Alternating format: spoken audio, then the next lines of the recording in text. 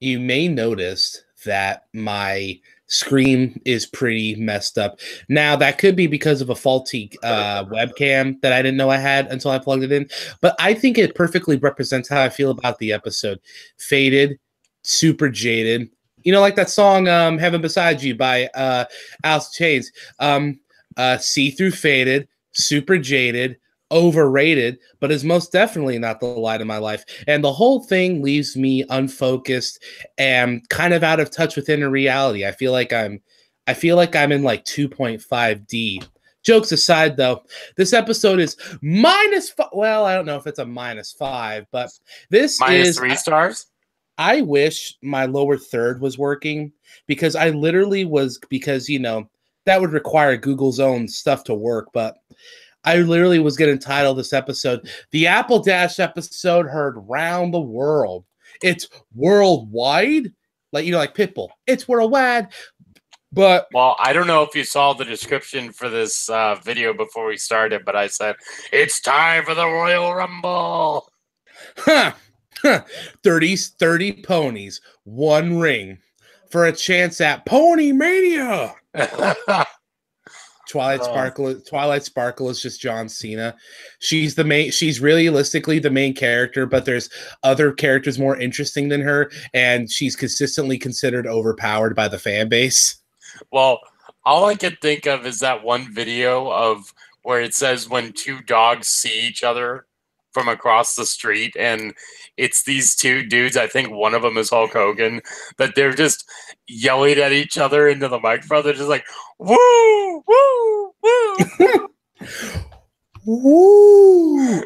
I'll do Ric Flair for days. No, we can't do Ric Flair because that's something awesome. Fall Weather Friends, you know, I feel, and I said this before, but I feel like season 1 has been getting a lot of flack from me specifically. I mean, you've been pretty fair about it, but I feel like I've come out of the gates just like shooting from the hip, like that episode, bam, bam, just like execution style, like that one episode, like that episode that was like second to last to the finale of Breaking Bad, where they pop off Harry. But Fall Weather Friends is a little different than the other episodes. Those episodes I had issues with. This episode, I was going to say genuinely dislike, but no. Well, that's another episode. But this episode, I have bigger issues with. And shipping stuff aside, it's more the characterization. And we're going to go through the episode, but to point out a particular plot point, Rainbow Dash cheats like 47, it's twice. But, you know, it's me. 47 times throughout this 22 and 38 second episode. And there's a party that's like, man, go Applejack. But then Applejack is kind of made to be more of the bad guy than Rainbow Dash, I feel. Because I really feel like Rainbow Dash was probably Lauren Foss's favorite. And she was like, okay, we need to make her... Let's make a character that's just like Buttercup from Powerpuff Girls, but... let's have her be treated like Bubbles, where everyone thinks she's the best character. And it's like, shut the front toast. But that's the scene in particular. There's other stuff. I mean, Pinkie Pie's commentating with Spike, you know, that's awesome. That's a little bit of a, you know, good old J.R. Jim Ross, Jerry the King Lawler. I dig it. Except for the fact when she's talking about hot dogs and how they get all slippery. I'm just like, what the hell episode? They knew, John. They knew. Well, also with the episode where Applejack and Rainbow Dash have the chicks on their back. Oh, God. And you know, Dash looking back was like, yeah, chicks dig me. Ha! A fun little note here. This episode was written by Amy Keating Rogers. Amy Keating Rogers is someone this fandom really loves, but I find I'm kind of hit or miss with her work. I agree with you on that. She has... this is not one of her stronger episodes. I'm just happy she left on a really high note with the Countess Coloratura episode. Oh, no, that was dope, but let's go through the episode. Yeah. So casually forgetting that just 2 episodes ago they ushered in spring with winter wrap up. We're now in the fall, which makes it even weirder considering, remember the start of season 4 and it was the next summer sun celebration? That means everything from this episode all the way through season 3 happened in the span of like 6 months, but who cares? Honestly, who cares? So so they just had the year of syndication. That was really it. But yes. So yeah, no, you go. So you have the better memory, apparently. But there, basically, it starts out with Applejack and Rainbow Dash tossing horseshoes. So I'm like, they're already starting with the bad horse puns. I can't take it. Do you think wouldn't they just be called shoes in Equestria? Yeah, because technically you see that hoof print in there. I don't know. But there is one good little transition that I like is when Rainbow Dash throws, or no, Applejack throws the horseshoe, and it goes, the camera zooms into her eye, and then it shows the horseshoe hitting the goal. And she's like, yeehaw, it's a ringer. I'm just like, I cannot take much more of these puns before I start face palming hard. So it's like John said, Dash Apple and Crush Kill Destroy Swag.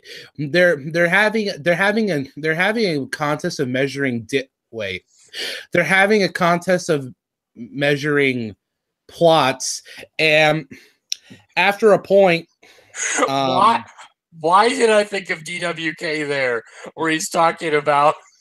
Oh no, he's talking about Celestia's round plump ass, and then you have Luna that looks like box cutters where her ass should be. Yeah. I love that man. That man needs to live. If there's 2 people, if we ever found the fountain of youth, I would give some of that water to.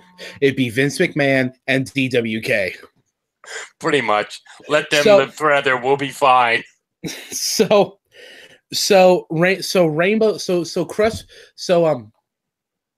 CKDS decides, okay, you know what, bro? We're having an an ironclad pony match race. Buy my barbecue sauce, and everything's going swag, and everything's going pretty even, Applejack is every time Applejack beats her at something, Rainbow Dash beats her in something else. So there's it's a good exchange. It's a lot of drama, a lot of ring psychology, a lot of lockups, but there's a couple high spots. And sorry, I watched some Japanese wrestling the other day. I will say this. Do you notice that with each of these events, there are things that one character has a specific advantage over the other? Like one of them is, I think, like ball bouncing or something like that. Dash is shown earlier in the season to be good at that. And then with Applejack, I can specifically think the ring the bell game and the rounding up Spike. Yeah. Specifically. Keep in mind too, there's a couple events where Rainbow Dash is using her wings to her advantage. Applejack calls shenanigans, and Rainbow Dash is straight up just like. So after that, one thing I want to mention though, there was a joke in here that seemed a little out there for Pinkie, and that's saying something like on the lower end of the spectrum of her being crazy. And it was where she would announce for Applejack and Rainbow Dash a little bit through the first parts of the episode. And again, I know we're not really talking about these first parts because of the competition, but there wasn't really much that was going on before the competition. But there's a point where every time Twilight comes up, she's like, who are you talking to? Oh, them. And then eventually at the actual competition, it's like, who are you talking to? Them. And it's a bleacher full of ponies with cheerleaders going nuts. I'm like, that was a nice build up to a joke, but it felt really weird with Pinkie Pie being the one to deliver it, you know? That almost, I feel like those lines could have worked with like Rarity or even Applejack. Okay, so the race starts. Okay. Yeah, and this is after Applejack, or this is after Rainbow Dash cheats a bunch. Yeah. I need to explicitly state this here. Rainbow Dash cheats and gets away with it. Do you know what that's like? That's like if in WWE it's a regular match, but someone hits a dude in the face with a chair, and well, they can't do headshots anymore, but just for the sake of this analogy, someone hits someone in the face with a chair in front of the referee, and they don't call for a disqualification. Now you're probably thinking, Edward, I mean snakeskin. You're probably thinking snakeskin. Are you really going to try to compare a competition between pretty pastel ponies to a WWE event where people, get their heads rocked? And yeah, I am. Works, doesn't it? So she cheats. And I feel like the episode wants to vilify Applejack just a little bit more, even though she technically kind of cheats once. Rainbow Dash does it like 47 times, and it just made Applejack look like a geek. Let me just say this. This honestly feels like our American NFL system right now. Like, seriously. The Patriots have cheated their way 7 times into the Super Bowl. Okay, because I was going to say, there's a lot of bad things going on with the National Football League right now. The best thing they've got going for it is that theme song. Ba-da-bum, ba-da-bum, ba-da-bum, ba-da-bum, bam, bam. And that's only Fox that does it. Yeah, that's only Fox. That's the only good thing Fox has going for it, except Gordon Ramsay and Seth MacFarlane. Oh, and Bob's Burgers. Yeah. So they except for Gordon Ramsay, all things that they hate. So they're so fixated on their rivalry, right? And I have to give them credit for this. The gags they were pulling felt nothing less than classic Looney Tune gags, but kind of modernized at the time. You had them switching the road signs, putting obstacles in the way. It literally felt like, and Looney Tunes did like 4 of these. Whenever they did like the tortoise and the hare episodes, where Bugs Bunny was being a total heel against the tortoise. That's what it felt like. And then I love, though, one of my favorite bits is when, because first of all, Dash can't fly because she got her rings tied up by Applejack. And I'm thinking, you better be real careful where you're putting those, Applejack. But they get to the starting line and they start joking with Twilight about her, they're saying she's an egghead. And what's interesting about this is they almost did not put that scene into the episode. They almost thought that would be too far. Yeah. Considering what this show has done, that is saying a whole hell of a lot. It is. It does. Some might think it's kind of sad how much that says, but it does. So, and this is the best part of this episode. One of the best parts of season 1. Probably top 20. If Watch Mojo made top 20 moments of MLP, this would be like number 20 or 19. They're neck and neck, and they cross the finish line. And Pink Amina says, "Hey, congrats, dudes, you tied." And they're like, "Sick. For last place." because it's a little bit of that reality ensues moment. And honestly, even though I was kind of weak on this episode, this moment actually was what helped me like the show even more when I first started watching it. Because as everyone knows, I started with the Discord episodes by accident, but then went back. And this is one of the episodes that drove me in even more because of this one moment. Because MLP's always had this certain bit of self-awareness to it. The self-awareness was a different style back in season 1 and 2, like it is now, where in seasons 1 and 2, it was self-aware in the sense of, okay, we're a kid's show, we're a girly show, we get it, but we're going to do things different. From season maybe 4-ish on, the self-awareness is more derived from, okay, we're popular on the internet. People will literally, people will draw, people in this fandom will draw anything from beautiful landscapes to, Rarity fucking a rock, So from there, that's the type of thing they went for. But this, on the other hand, and Twilight puts it so blunt too. She's literally, or I think it was Twilight, but anyway, they were so focused on their rivalry, they came dead ass in last. And that to me is one of the... They were focusing on each other more than the actual race. You see, and you didn't need someone in the episode to beat you over the head with that moral. Like Rainbow Dash and Applejack explain it just fine, but but the episode leads you to think, because it's simple. They were so focused on their rivalry, they forgot about the true spirit of competition.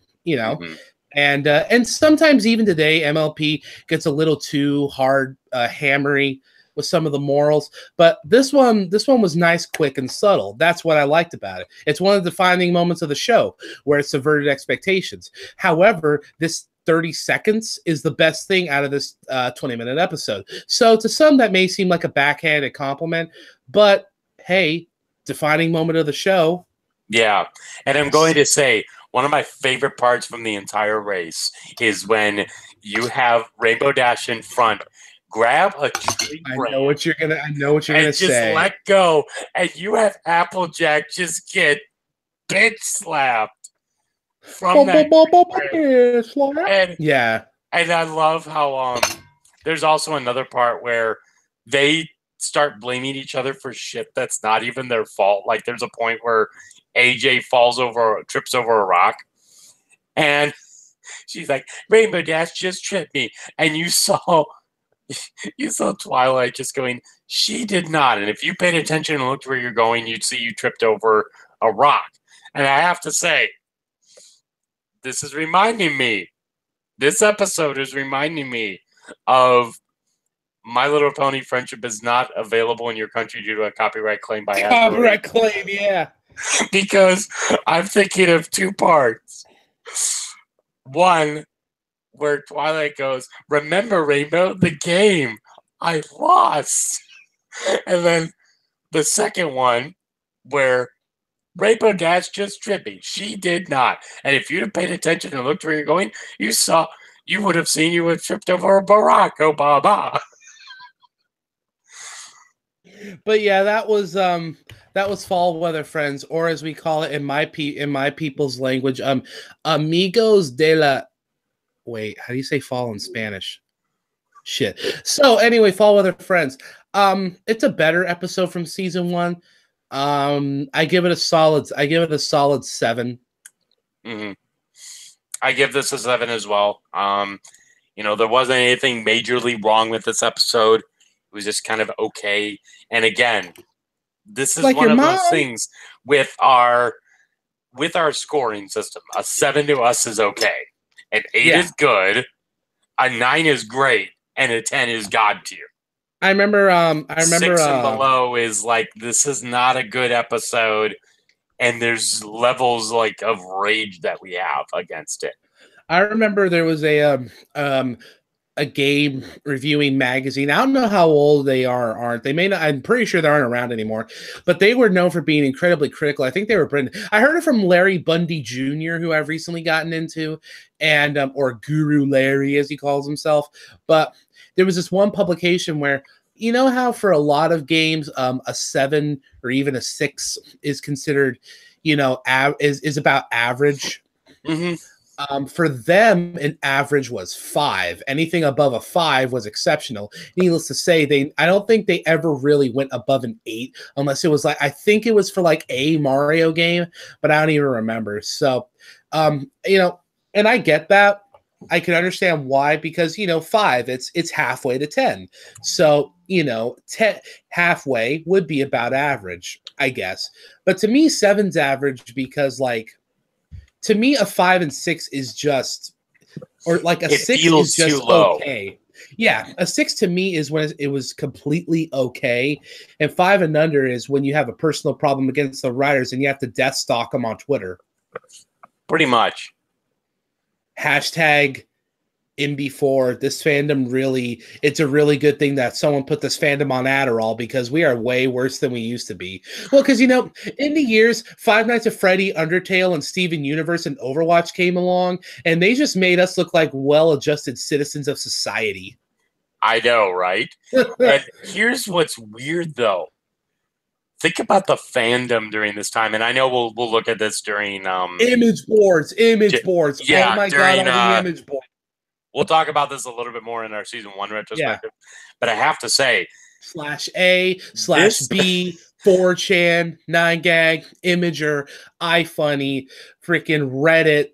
We were everywhere. This is when the fandom was in its infancy, and it was complete chaos from the very start.